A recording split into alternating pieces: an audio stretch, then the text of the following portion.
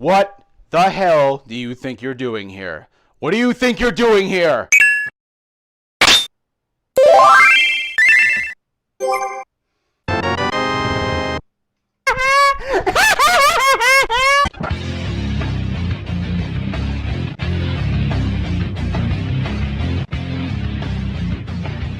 How do you do, all my fellow and future outlaws? This is your in-ring rundown, and I am that N-A-K-K double G. That was weird. Yes, it's Survivor Series, ladies and gentlemen, one of the only 3 pay-per-views that's actually older than me. And we're gonna jump right into the fun with the first match of the night that I actually saw. Not the first match of the night, of course, because for some reason WWE decided to have a 2-hour pay-per-view kickoff show before the 3-hour pay-per-view. And I'd like to keep at least 20% of my sanity. That match being the tag team triple threat match. Hope you're ready for a lot of those tonight. Between the Raw's Viking Fadars, the NXT's Unreputed Era, and SmackDown's The Blue Gay. Tell me, Kofi, how's it feel to go from WWE Championship to the Survivor Series kickoff show in the span of a month? Almost like the 11 years of mid-card to 8 months of main event ratio didn't really pay off, now did it? Jerry, you look distraught after walking by the B-Team's private locker room. What's wrong? Yeah, the Undisputed Era just got touched. Oh no, not another set of victims. I thought you warned them already. Yes, Fish and O'Reilly did not listen to me when I told them what their strategy should be.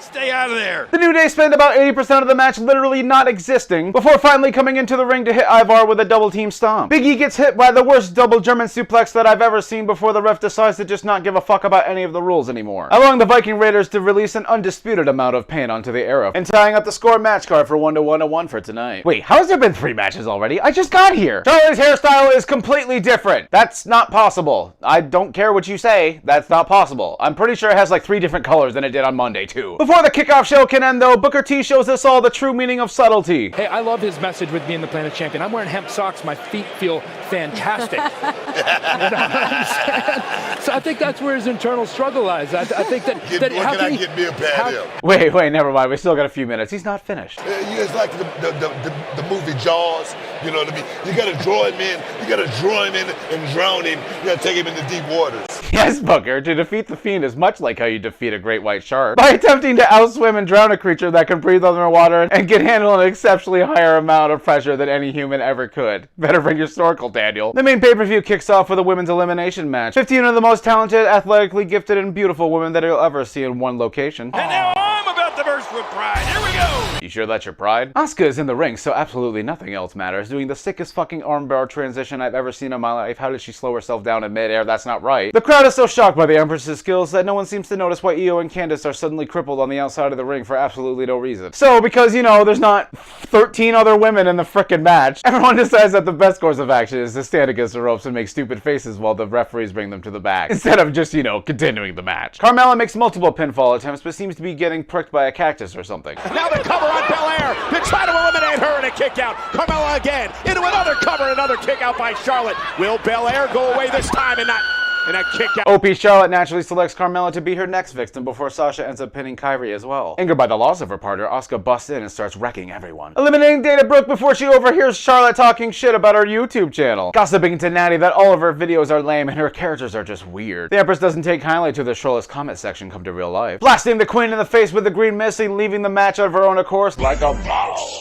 Charlotte may have provoked this! I mean, it's not like she didn't just smash her head down to the ground about 30 seconds ago or anything. This leaves Charlotte vulnerable to the women's right by Lacey Evans, getting eliminated and leaving Raw in a precarious situation. Sasha and Natty work together to get rid of Bianca and Toni Storm, but what Sasha didn't tell the Always Sunny minor character is that she's allergic to helping people and cats, sucker punching the Queen of Hearts and eliminating her because apparently that's all it takes. Sasha and Ripley square off for a few minutes before her partners miraculously come back to help with their leader, much to the dismay of Jerry, claiming that they planned this all along, yet not considering what the fuck is the advantage of not having all your people there in case they need help for the whole match. Irregardless, after a wicked springboard drop kick and a riptide by Rhea Ripley's Believe It or Not, you know, she's actually kind of sexy, NXT pick up the win for this elimination match and take an early lead for the night. The next brawl to end nothing at all is a triple threat match between the magnificent mid-carders. From Raw, AJ the Stylist. From NXT, Roddy Piper the Strongman. And from SmackDown, none other than Nightwing, flagged by his own personal crump station. Funaki is the only person on the planet who has real hair that looks more fake than most fake hair on a real person.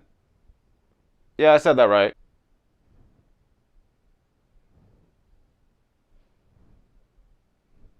Oh, so the next person they introduce happens to be named Rey. You know when you do things right, people won't be sure you did anything at all. AJ Styles begins wrecking both Roddy and Shinny early on in the match. But never mind any of that shit because the love child of Ozzy Osbourne and Jesus Christ is here at ringside to give us his thoughts. No more tears, please. Styles' mouth wide open, getting some much-needed oxygen. I know AJ Styles is really good in the ring, Nigel, but play-by-play commentary requires that your statements be at least 5% above the complete fucking obvious. Roderick Pimp Handstrong does the exact thing that I both expected and wanted Shinsuke to do, stealing the win with a 3 count over Nakamura after AJ Styles delivered the final blow. Oh, what a slick mofo. Speaking of slick mofos, we head backstage where The Miz is talking to Daniel Bryan, giving him some advice on how to pin someone down against their will for the 3 count. Get out of my face. How come women say the same thing to me every time I tell them how good I am at pinning someone down? It's Adam Cole, baby! Versus Pete Dunne for the NXT Championship in a match that I have about 12% investment in. Naturally, Pete Dunne begins the match by pulling apart Adam Cole's fingers for a nice nursery rhyme. This little piggy went to the market. This little piggy got bent in half. This little piggy had roast beef. And this little piggy went...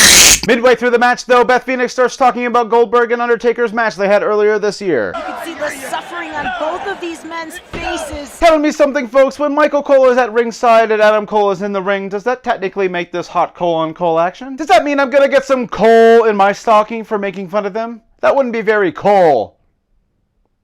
I'm sorry. Adam the Toddler Cole hits the Canadian Destroyer onto Dunne upon the apron, the softest part of the ring, you know. But unfortunately, Pete Dunne remembers that if he is to earn his after-match pizza, he must become the pizza, shining bright like a diamond before he gets hit with the last shot by Adam Cole, who retains his NXT Championship. Up next is that old lady from the House of Horrors versus our planet's champion... the leader of the Yes... It's Daniel Bryan. A singles match for the Universal Championship that recently went from strawberry to blueberry. A spectral, demonic creature, the Universal Champion, The Miz. You know what, Cole? It's Thanksgiving today and I'm in a good mood. Everyone gets one, so I'm gonna just let that slide. Daniel gets about 60 seconds of offense before his momentum is halted by Bray, causing us to sit through a kind of slow, kind of underwhelming match, the likes of which we've never seen before. Because of the red lights, you see? They're not white, they're red. Well, before you even start the match against that thing, the damn thing's back on its feet! Now, normally I'd make fun of Michael Cole when he's not able to describe Bray Wyatt in any fashion that doesn't sound like an 80s horror victim. But in all honesty, I gotta admit, it's probably pretty difficult to do your play-by-play action while the whole time some angry lunatic is in the background screaming his head off about catchphrases and constantly trying to get your attention. I mean, what an asshole. Unfortunately, though, Daniel Bryan has not realized from Seth Rollins' 30 fucking stomps that Bray Wyatt's new mask is covered in a 1-inch thick layer of carbon nanotubes, reducing head damage by 90%. Absorbing some knees to the face and then catching him in midair for the mandible claw and putting the bearded baby back down to rest. It's 5v5v5 in this men's elimination match, in a match where I'm pretty sure that Raw and SmackDown don't even have a chance of anything better than a tie at this point. Walter, the biggest bottle of glue that you've ever seen, receives a massive pop as soon as he enters the arena. Both when he enters the arena and decides to have a chop-off contest with Drew McIntyre, in which I'm pretty sure they were trying to split each other open. And naturally, because he's the most beloved person in the match, he's eliminated first by the Claymore. Aw, just... come on, everyone, just bring it in. Just give me a hug. Come on. Ricotta Cheese and Shorty Gamma Lemon Ding Dong go back and forth at each other at high speeds, dazzling the crowd. Oh wait, Vince is bored, send out KO to hit a frog splash and eliminate him. For some reason, then KO is then jobbed out to an Orton DDT by Tommaso Ciampa, the 6th God of Destruction, a few minutes later in the match. Which angers Orton greatly because he forgot to make a disgusting face as he did the move. SmackDown's entire team has been missing for about 10 minutes now before Randy Orton finally eliminates Damien I Wish It Was Sandow with an RKO. Now look at Ricochet, a superstar who does moves you only can create in video games. Excuse me? I've been playing wrestling games for about 20 plus years and not once have you ever been able to create your own move. Nowadays, you're lucky if you can create your own fucking character. End of days! Covered by King Corbin and...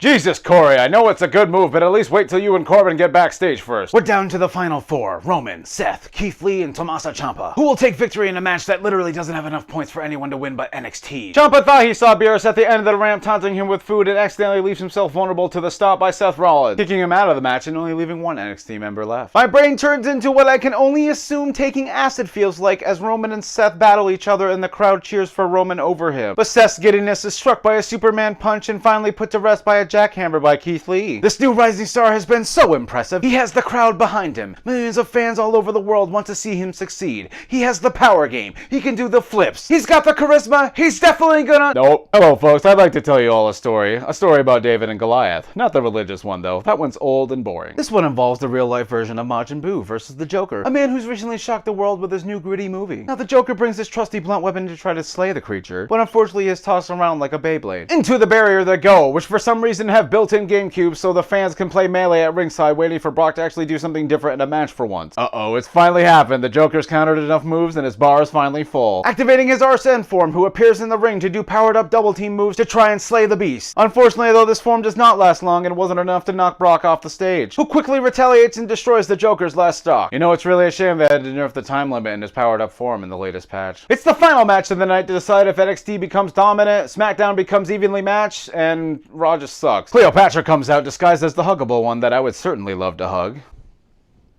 What? I'm sensitive too, you know. The man is their woman. I feel like somehow, somewhere, someone is somewhat offended by that. Bayley dominates both of these women for what actually is about 80% of the matchup, while Michael Cole gives us his in-depth analysis on the women's NXT champion, Shayna Baszler. And the thing about Shayna is she is nasty. Wow, Cole, that's actually kind of hurtful. I mean, if that's the way you feel about her, how do you feel about your commentating partner, Beth Phoenix? She is nasty. Okay, Cole, but what about this Thanksgiving turkey? Nasty. What about the stuffing? Nasty. Alright, come on, dude. My mac and cheese at least? I can't handle this anymore. I knew it. Shayna dumps Becky onto the announcer's table with a lackluster amount of force that apparently just takes her out for the rest of the match, causing the token Take the Fall Bayley character to take the fall, tapping out to the clutch in no time. And that's it for this week's rundown. I want to thank you all for watching. Show me that Thanksgiving love by hitting that like and leaving a comment question below for me. Also, dinner rolls. Tune in next week for the coverage of AEW's Dynamite. Who's gonna win the ratings, guys? Who's gonna win the ratings, guys? Who's gonna win the ratings, guys? Nobody cares! Jeez. Sorry. And of course, a shout out to all my patrons. We're getting close to that holiday season, and I've got plenty of things to stuff your stockings with, so stay tuned. This has been it for us! Catch me everywhere! And we're gonna jump right into the fun with the first night of the match.